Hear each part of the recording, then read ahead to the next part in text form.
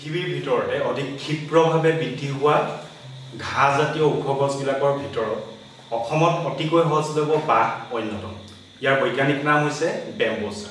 কিন্তু আমি যদি কওঁ ইয়াৰ বজাৰ মূল্য বৰ্তমান 50,000ৰ পৰা 1 লাখ পৰ্যন্ত হয়, কথাটো নিশ্চয় আচৰিত হ'বলগীয়া। But it's real and natural. Then why we are waiting for? Let's go and let's check this out.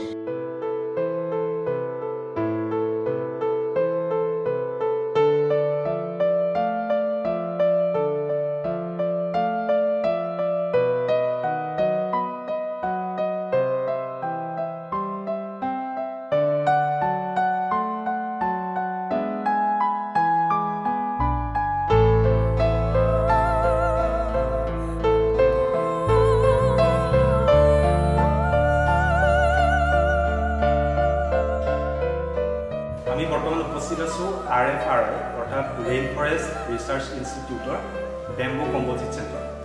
মোৰ হাতত বৰ্তমান অৱস্থাত আছে এডাল সৰু কামি, যিটো বাঁহৰ সামান্যতম অংশ।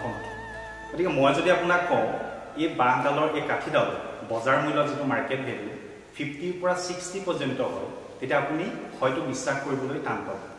কিন্তু আমি আজি আপোনাক দেখুৱাম এই বাঁহডালৰ এই কামিডালৰ পৰা 50ৰ পৰা 60 টকা পৰ্যন্ত আৰু এডাল সম্পূৰ্ণ বাঁহৰ পৰা 50,000ৰ পৰা 1 লাখ পৰ্যন্ত কেনেকৈ পাব। বৰ্তমান মোৰ লগত উপস্থিত আছে এই বেম্বু কম্পোজিট চেণ্টাৰটোৰ যিজন টেকনিকেল অফিচাৰ।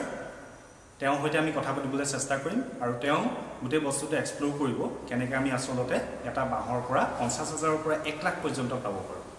আচ্ছা, এতিয়া আমাৰ হাতত কিছুমান বস্তু আছে, যিবিলাক বস্তু আমি সৰু সৰু কিছুমান বস্তু আমি ইয়াতে বনাইছোঁ। সেইবিলাক বস্তু হৈছে কিছুমান অৰ্নামেণ্ট বস্তু আছে, যিবিলাক আমাৰ লেডিজসকলৰ কাৰণে। এই পাত সৰু ফুলি আৰু এইটো এটা আপোনাৰ ক্লিপ। ইয়াত যদি আমি ফালোঁ 5 mmকে যদি আমি এটা কাঠি উলিয়াওঁ, টোটেল এপাত বাঁহৰ পৰা আমি 120টা কাঠি উলিয়াব পাৰোঁ। কেনেকৈ উলিয়াব পাৰোঁ? তাতকৈ বেছি ওলায়, পলিমৰ্ফা বুলি এটা বাঁহ আছে, তাত বেছি ওলায়, কিন্তু আমি জাতি বাঁহত কম পাওঁ। ইয়াত চুচুটো মিনিটো অলপ যায়। চ' গোটেইখিনি মিলাই মেলি আমি 120টা যদি কাঠি পাওঁ, এই 120টাৰ কাঠিৰ পৰা এটা কাঠিৰ পৰা আমি এপাত ফুলি বনাব পাৰোঁ। এনেকুৱা ফুলি, এই ফুলি পাত যদি 120টা কাঠি ওলায়, তেতিয়া আমি 60টা ফুলি বনাব পাৰিম। এনেকুৱা সৰু সৰু ফুলি 60 যোৰা বনাব পাৰিম। এই 60 যোৰা ফুলি মিনিমাম আমি 50 টকাৰ পৰা 100 টকাৰ ভিতৰত আমি বিক্ৰী কৰিব পাৰোঁ। কাৰণ ইয়াত যদি ডিজাইন কৰা যায় তেতিয়া বেছি দাম পোৱা যায়।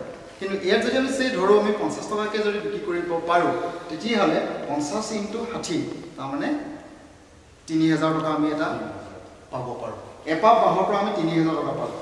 চ' এডাল বাঁহত মিনিমাম 20ৰ পৰা 25টা পাত থাকে আমি উলিয়াব পৰাকৈ। চ' 20ৰ পৰা 25 বা 30টা থাকিব পাৰে। তেতিয়াহ'লে আমি 90,000 টকা আমি এটা বাঁহৰ পাব পাৰোঁ।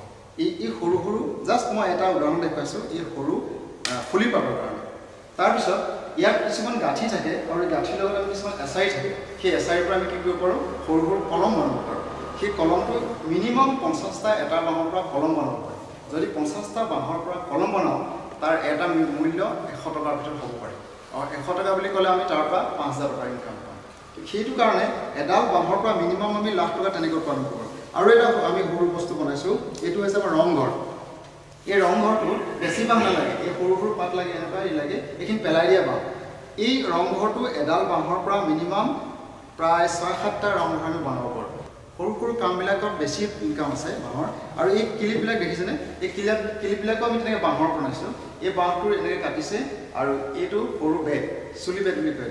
চুলি বেগৰ পৰা আমি এনেকৈ ক্লিপ বনাব পাৰোঁ। এই ক্লিপটো আমি যেতিয়া বেংগলোৰত বিকিছিলোঁগৈ, অসমত সিমান এটা বিক্ৰী নাযায়, বাঁহৰ বস্তু মানে গুৰুত্ব দি নাচায়। আমি 100 টকাৰ পৰা 150 টকাৰ ভিতৰত আমি এইটো বিক্ৰী কৰিছোঁ।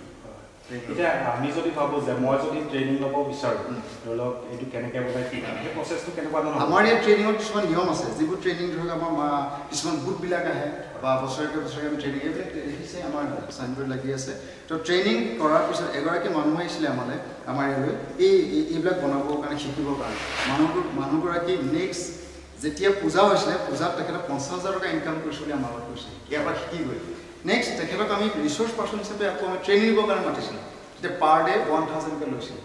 গতিকে তেখেতৰ এটা ভাল ইনকাম এটা আহিছে এতিয়া বৰ্তমান। আৰু এটা বস্তু আমি বনাইছোঁ, পেলাই দিয়া বাঁহৰ পৰা এই পাতটো মানে পেলাই দিয়া যায় এই সৰু সৰু বাঁহটো এতিয়া কাটা যায় কেতিয়াবা এইবিলাক পেলাই দিয়া হয় কিন্তু এইটো বস্তু আমি কেনেকৈ ডেভেলপ কৰিছোঁ এইটো আমি মোবাইল ষ্টেণ্ড হিচাপে আমি ব্যৱহাৰ কৰিছোঁ এতিয়া যে মোবাইলটো আমি এনেকৈ ধুনীয়াকৈ থ'ব পাৰোঁ এনেকৈ ৰাখিব পাৰোঁ এনেকৈ ৰাখিব তো এই পাতটো আমি পেলাই দিয়া পায় এইটো আমি বেংগলোৰত 150 টকাৰ পৰা 200 টকা বিক্ৰী কৰিছোঁ এইটো এডাল যদি পেলাই দিয়া বাঁহৰ পৰা যদি আমি ইমান ইনকাম কৰিব পাৰোঁ এতিয়া কৈছে মানুহবিলাকে চব নিবনুৱা কথা কয় নিবনুৱা কোনো হ'বই নোৱাৰে প্ৰকৃত যিবিলাক জ্ঞান থাকে তেখেতক কেতিয়াও নিবনুৱা হ'ব নোৱাৰে তো এইখিনি কৰিলে বনোৱাই হ'ব গতিকে আমাৰ নিবনুৱা ঠাইত বনোৱা হ'ব কাৰণে আমি চেষ্টা কৰি আছোঁ প্ৰত্যেকটো মানুহকে আমি বনোৱা কৰিবৰ কাৰণে চেষ্টা কৰিছোঁ আমি সৰু সৰু কিছুমান বস্তু প্ৰডাক্ট কৰিছোঁ যিবিলাক প্ৰডাক্টৰ পৰা আমি বহুত লাভৱান হৈছোঁ আৰু বহুত বস্তু এতিয়া সৰু সৰু মই এতিয়া জাইলোফোন চিষ্টেম কৰি আছোঁ এতিয়া আপোনালোকে দেখিব যদি চেষ্টা কৰি পিছত চাবলৈ সৰু জাইলোফোন যিটো বেম্বো জাইলোফোন বুলি কয় সেইটো বাহিৰত বহুত ডিমাণ্ড আছে তো তেনেকুৱাবিলাক বনাইছোঁ